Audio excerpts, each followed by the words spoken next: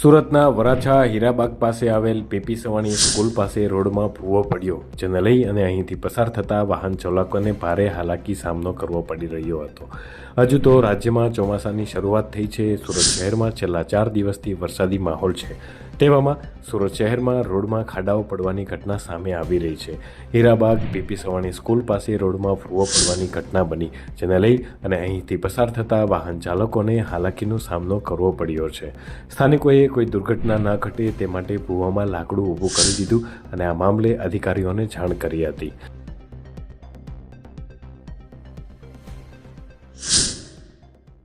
જી, તમારું નામ? ધનસુખભાઈ। ધનસુખભાઈ, કઈ જગ્યા છે ને શું સમસ્યા છે? હીરાબાગ પીપી સવાણી સ્કૂલની પાસે હા, અને ખાડા પડી ગયા છે। વારંવાર કમ્પ્લેન કરીએ છીએ એસએમસીમાં, પણ હજી કોઈ આવ્યું નથી। 2-3 ખાડા પડી ગયા છે અને લાંબા ખાડા છે, લાઈન નાખી એના પડી ગયા છે 2 ખાડા છે। તો આની જવાબદારી કોણ લે છે? કાલ 2 જણાનું એક્સિડન્ટ થયું હતું, પછી એમનામ છે।